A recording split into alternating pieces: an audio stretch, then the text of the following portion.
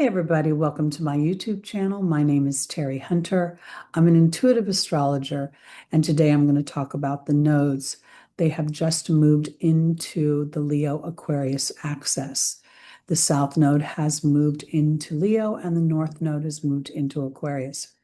If you're unfamiliar with the nodes and what they represent, the nodes are a karmic point, a point of emotional habit and emotional longing. The South Node representing habits that we have and habits that maybe even don't serve us. Oftentimes they're unconscious. They feel almost as if they're a default. You could even, on some level, say that it could be reactionary. It could be your initial reaction to something. The South Node would be. The North Node would be where you're stretching, where you want to expand, where you want to evolve, and experiences that you haven't had before. When we're talking about the South Node in Leo, there's a couple ways that I want to address this, because what I'm going to say may sound a little harsh and extreme, because when we're looking at the South Node, we're looking at the extreme dark side or challenging side of the planet, or the sign and the energy. There's another layer, because each one of us within our chart has Leo in a different place. Not everybody has a fifth house Leo. So you're going to look into your natal chart, and wherever Leo is in your chart, this is an environment. So if Leo is your seventh house, this is going to be what I'm about to say about what is to be transformed will have to do with your partnerships and how you create peace and how you create balance. If it's in your 10th house, Leo's your 10th house, you're looking at how do you stand for leadership and reputation and within your career. So this is going to be another layer, and I encourage you to look at that layer, because when I talk about some of the extreme dynamics of Leo South Node, it's not necessarily going to be literal. Okay, because I believe there is plenty of Leos out there that don't have enough ego, don't stand enough for their own creation. So I just want to give you that so you can kind of play with what I'm going to say versus taking it verbatim and literally. When we're looking at the South Node in Leo, we're looking at a place that has habitually been self-focused. We're looking at places where we're used to getting our own way, where we can exercise authority for the sake of being the authority. There's a lot of stubbornness and pride attached, and willfulness with the Leo energy in its most challenging form. There is out of balance risk-taking, both in romance and literally you could be gambling with your financial resources. There's a lot of drama. There's a lot of working very hard to get the audience to applaud. And it's an interesting dynamic, because the out of balance Leo needs the audience's applause. It feeds off of it. And at the same time, there's a disdain for the audience. There's a feeling better than the audience.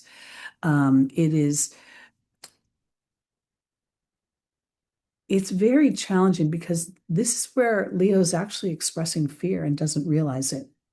The pridefulness, the diminishing of other people's importance, the dismissiveness that can come with that Leo energy. The Leo's the king, the queens, the emperors, the entertainers, the chiefs of the tribe.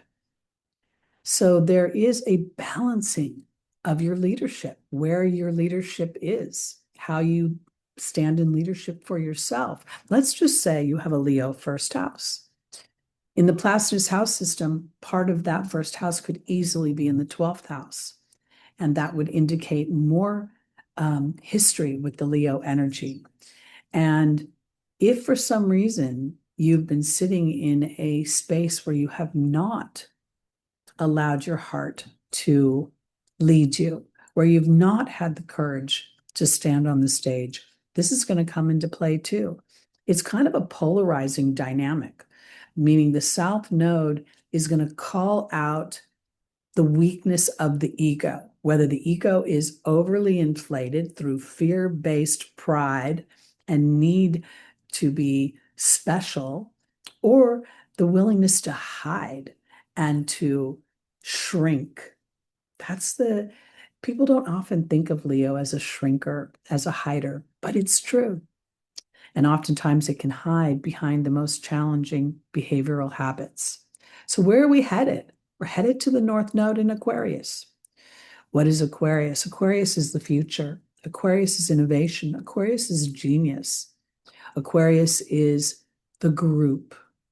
It is the collective. So we are stretching to feel part of that collective, to feel alive and appreciated within that collective, and to learn how to share the spotlight with others, to uplift them, to welcome them onto the stage. I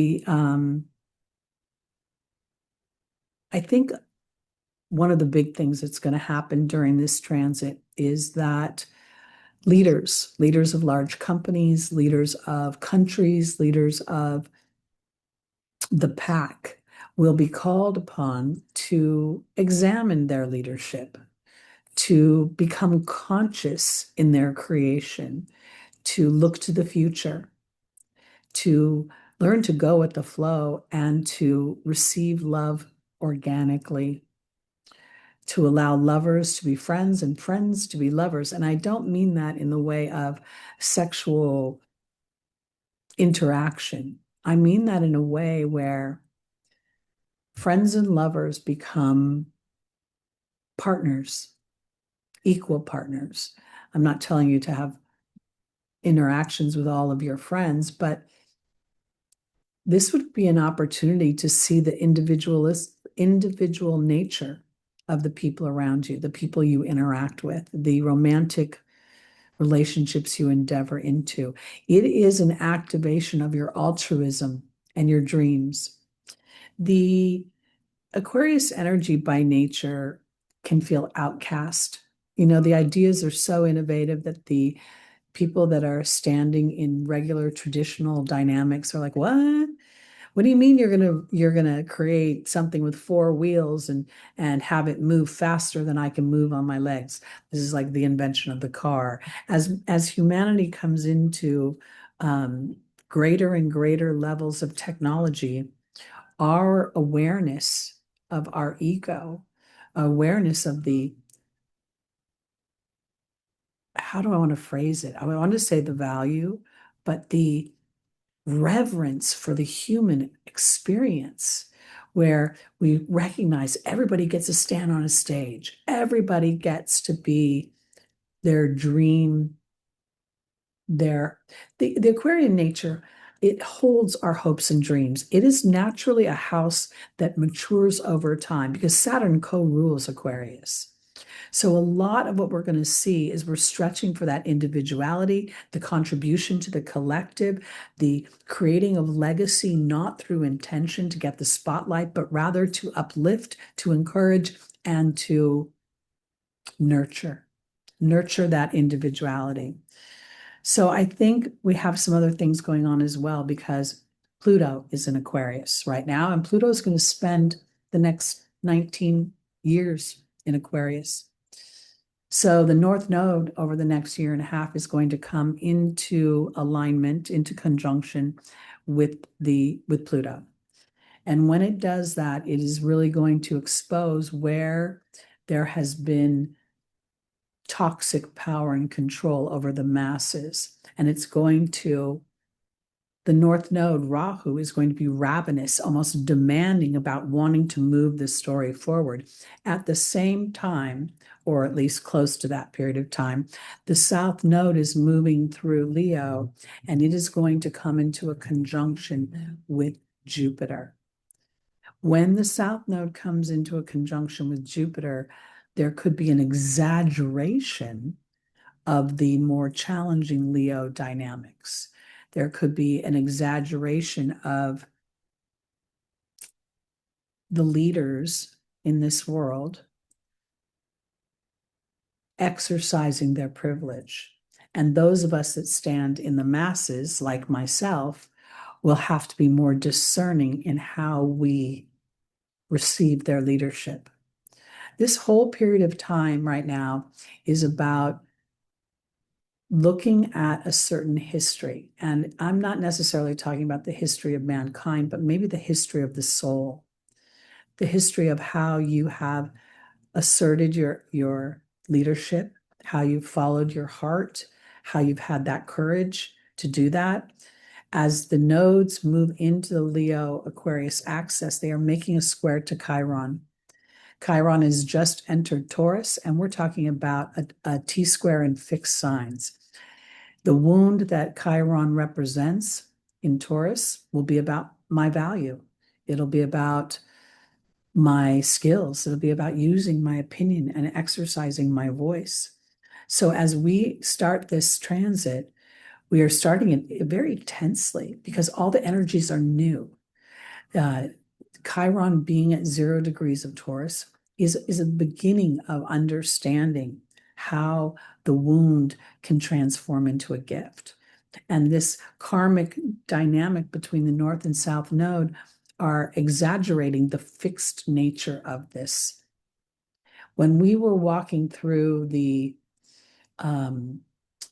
Virgo Pisces axis, it felt very different. It was not making aspects, or at least not strong aspects, to any fixed signs, because a fixed sign has a harder time shifting. It seems to be sandwiched into position that doesn't feel like it can move.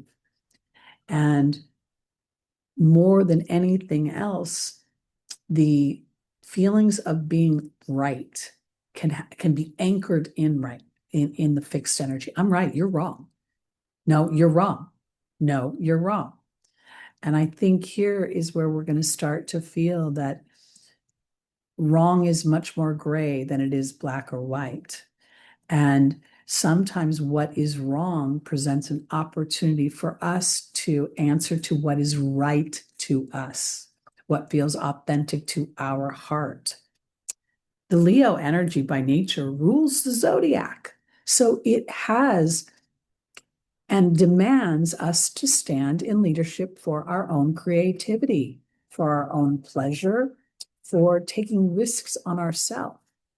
But this time, the stars are asking us to do it with intention, with awareness, and to understand the true nature of why we are endeavoring anything.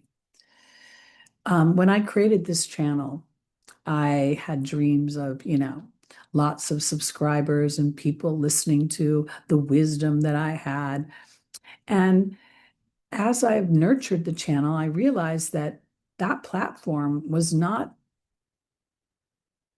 a successful platform to try to create wealth on, because wealth is not about money. It's about trust, trust in your path, trust in your value, trust in the journey of dark and light, because the darkness supports us being compelled into the light.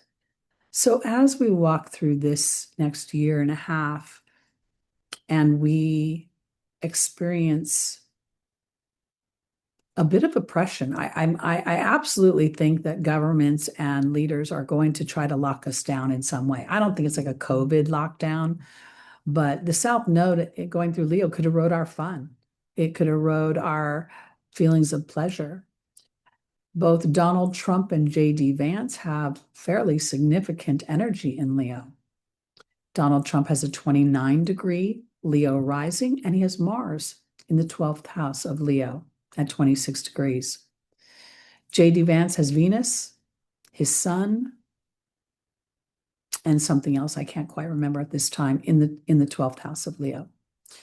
So the leaders of the United States are going to be tasked by the stars to recognize where their leadership is really focused on humanity, on the best thing for everyone versus their own personal legacy.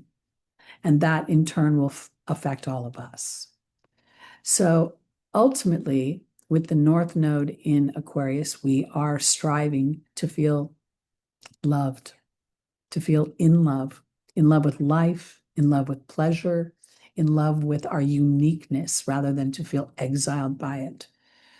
We are being kind of tasked to allow our organic, raw self to step forward, not for judgment, but for expression.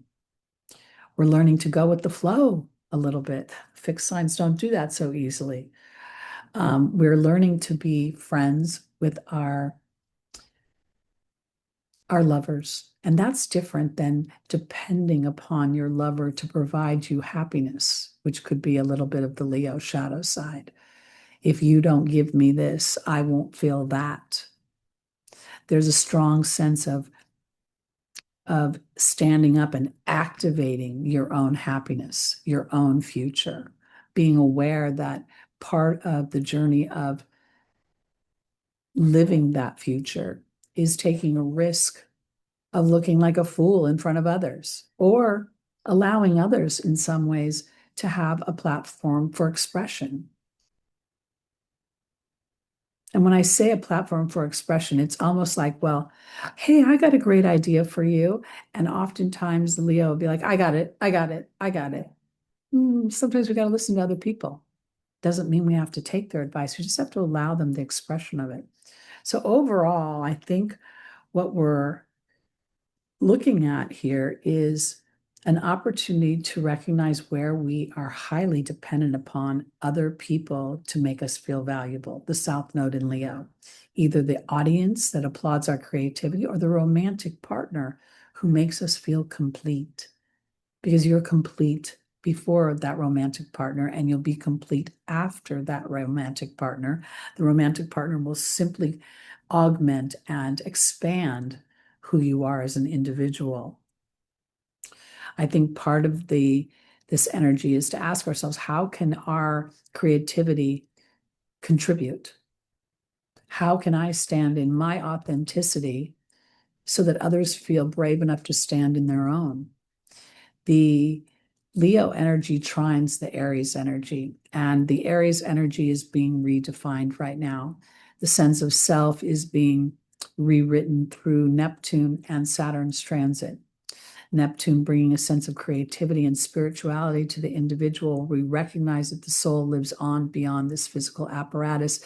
And Saturn in Aries is saying, build something sustainable. Are you willing to do the hard work of keeping focus on your dreams? Because a little bit of the Leo is giving up.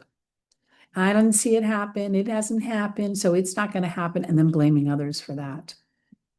So while this is not universal for everyone, there will be hues of this energy that we are being tasked to recognize within ourselves and then allow that to be transformed. And I also want to kind of revisit the idea of the Leo out of balance that actually has no ego at all. Oftentimes we don't think of that. We think of the Leo lion that roars and bosses and bulldozes people over and comes into a room and says, I'm here, the party can begin. But sometimes the Leo energy is actually muted. All of that leadership, all of that color, all of that fun is dumbed down. And that will also, depending upon your chart and the challenging aspects that you have to your Leo energy and your sun, because Leo is ruled by the sun. The sun rules the identity, the sense of taking action, making things grow. The sun makes things grow. So if indeed you have just the opposite, where you let everybody else get their own way, where you let everybody else exercise authority, where you let your romantic partners drag you all over the place, then that Leo energy is going to be transformed. And it's going to be asked to stretch for the individuality and the rebellion of Aquarius. Nope, I'm not doing that because it's not fair and it doesn't resonate with my love bubble or how I receive love. So this isn't just about people whose ego is inflated and they're walking in a room like their shit doesn't stink. This is about the people that walk in the room that also think that's all that stinks. So as you walk through this, be gentle with yourself. Take time to sit down and really listen to your heart and what it wants. Be vulnerable to the voice of your heart, because your voice of your heart will tell you things that you think are impossible, that you might have to push for. And the Leo South Node is saying, don't push, learn to receive organically, and then give organically. Give someone else credit, applaud their performance, pat them on the back.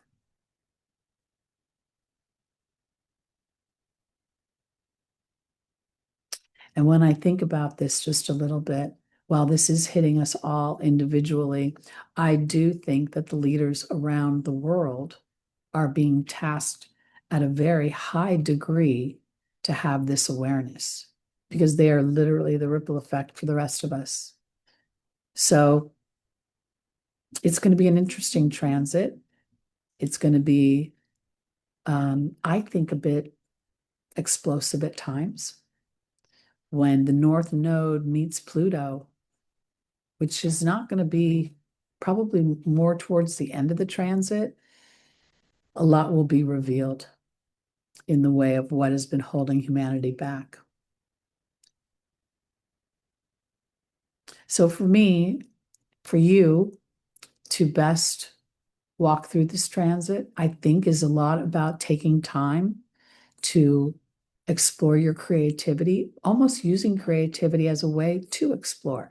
Color, do diamond art, knit, crochet, cook, whatever you find being creative. And then ask yourself, am I enjoying this? Am I doing this for the sake of its own pleasure? And that's how you'll start to be able to really determine whether you've been operating on a true heart desire or whether you've been operating on the applause of the audience. Because sometimes the audience applause actually separates us, and it can be a slippery slope. Because when the audience has stood up and given us, they light their lighters, they want the encore, you can ask yourself, can I deliver again? But when you're delivering from your heart, then there is no worry about whether you can repeat that creative expression. So that's me. That's how I perceive this. I hope it's helpful to you. If you would like to book an astrology reading or intuitive reading with me, I am available. Again, my name is Terry Hunter. Please like, please subscribe, and hit the little bell because there will be content coming. I always make promises I can keep, but there'll be more content. All right, everybody. Thanks so much. Peace out.